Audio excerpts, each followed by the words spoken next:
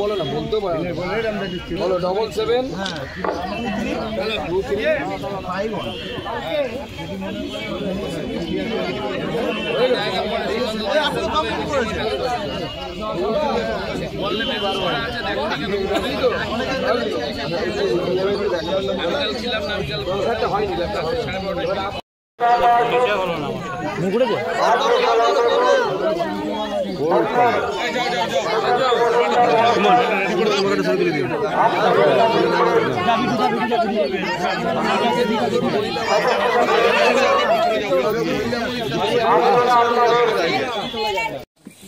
তার কাজ।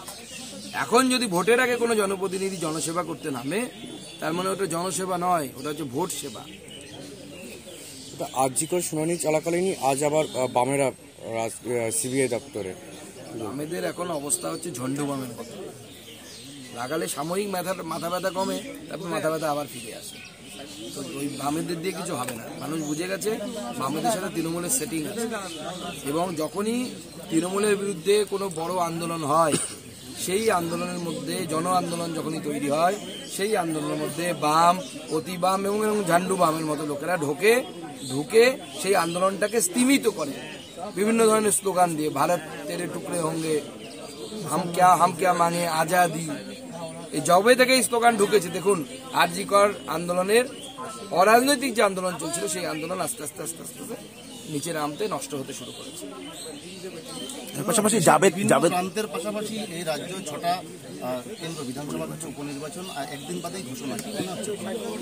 দেখুন, আমাদের বেশ কয়েকটি জায়গায় ভোট ভালো হয়েছে, আমরা আশা করছি ভালো পাবো। মহারাষ্ট্র নিয়ে তো কোনো প্রশ্ন নেই। মহারাষ্ট্রে বিজেপি সরকার তৈরি হবে, ঝাড়খণ্ডে বিজেপি সরকার, ওখানে কোনো প্রশ্নের বিষয় নেই। 6টার মধ্যে কটা আশা আছে? 3টেতে খুব ভালো ফল হবে আমার বিশ্বাস। কোথায় কথা বিষয় হচ্ছে অভিষেক বন্দ্যোপাধ্যায় পন্থী এবং মমতা বন্দ্যোপাধ্যায় পন্থী প্রকাশ্যে আসছে। এই বিষয়টা 26-এর আগে কিভাবে দেখছেন আপনাদের ভোট ব্যাংকের ক্ষেত্রে? কোনো দেখুন, মমতা বন্দ্যোপাধ্যায় চাইছেন যতদিন না দেহত্যাগ ততদিন পদত্যাগ নয়, পদ আঁকড়ে বসে আছেন। আর ভাইপো চাইছেন যে কবে ল্যাং মেরে পিছিয়ে ফেলে দিয়ে আমি চেয়ারটায় বসবো। আমরা বাইরে থেকে দেখছি মোরগ লড়াইয়ের হাততালি দিচ্ছি, আর নারদও বলছি। বিজেপির কি সুবিধা হবে এক্ষেত্রে? দেখুন, বিজেপির সুবিধা তখনই হবে যখন জনগণ বিজেপিকে ভোট দেবে। রাজনীতিতে জনগণই শেষ কথা বলে। আমরা জনগণকে বোঝাচ্ছি যে বেলডাঙ্গা দেখিয়ে দিয়েছে বাঙালি হিন্দুর ভবিষ্যৎকে পশ্চিমবঙ্গে। ওই ভবিষ্যৎ থেকে যদি বেরোতে চান, বিজেপিকে ভোট দিন। আর যদি চান যে বেলডাঙ্গার মতো মাঝে মাঝে এসে বাজিয়ে যাবে আপনাদেরকে মন্দিরের ঘন্টার মতো ডুংডাং করে, তাহলে বাঁচতে থাকবেন, অসুবিধা কি আছে? 26-এর আগে কতটা প্রস্তুত নিয়েছে বিজেপি? বিজেপি শুরু করেছে প্রস্তুতি।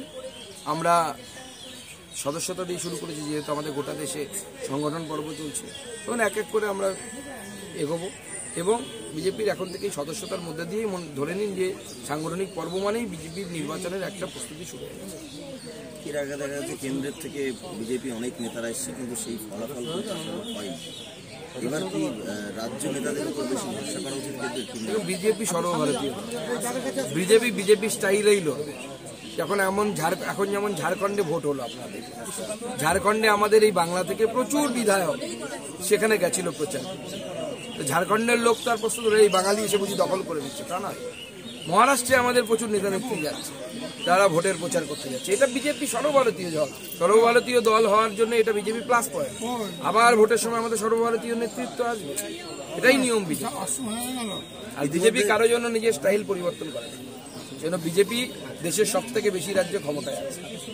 ইতিমধ্যে বেশ কয়েকজন দুর্নীতি মামলা থেকে গ্রেপ্তার হয়েও তারা জামিনে মুক্তি পেয়েছে।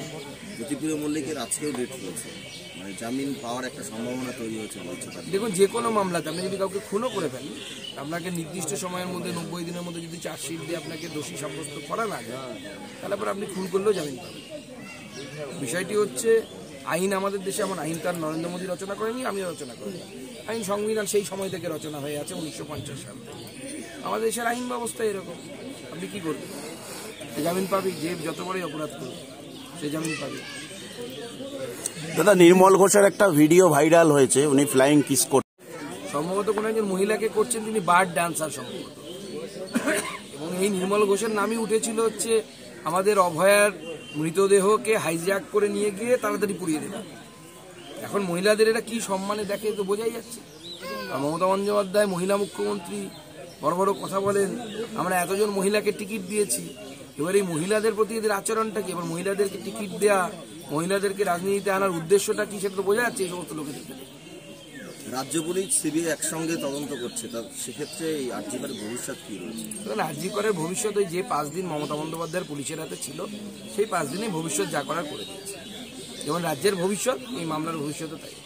মানে তথ্য লোপাটের অভিযোগ করছেন? পুরো লোপাট হয়েছে, আপনারা দেখতে পাচ্ছেন তো। সিবিআই নিজে বলেছে, সিবিআইয়ের উকিল নিজে সুপ্রিম কোর্টে দাঁড়িয়ে বলেছে। তো সিবিআইয়ের মতো সংস্থা, সেখানে যিনি ভারতবর্ষের সরকারের যিনি প্রতিনিধিত্ব করেন সেই অ্যাডভোকেট জেনারেল, তিনি সুপ্রিম কোর্টে দাঁড়িয়ে বলছেন তথ্য প্রমাণ লোপাট করা হয়েছে, আমরা পুলিশের সহযোগিতা পাইনি। তার মানে এটার কতটা গ্র্যাভিটি আছে সেটা বুঝুন। সুপ্রিম কোর্ট তো আর আমার আপনার পাড়ার ডিবেট নয় যে এখানে যা ইচ্ছে তাই বলে দিলাম। তাহলে আরজিকর কাণ্ডে গ্রেপ্তার হওয়া সিভিক ভলেন্টিয়ার মুক্তি পেয়ে যেতে পারে তথ্য মনে হচ্ছে? দেখুন, এই সিভিক ভলেন্টিয়ারের বিরুদ্ধে তথ্য প্রমাণ আছে বলে আমরা মিডিয়ার মাধ্যমে জানতে পেরেছি, কিন্তু আমাদের মনে হয়, প্রথম থেকেই মনে হয়েছিল যে এর বাইরেও হয়তো বেশ কিছু লোকের ইনভলভমেন্ট ছিল বা থাকতে পারে। কিন্তু 5 দিন, যে 5 দিন পুলিশের কাছে তদন্ত ভার ছিল, সেই 5 দিন পুলিশ যা করার করে দিয়েছে। ধন্যবাদ। চলুন।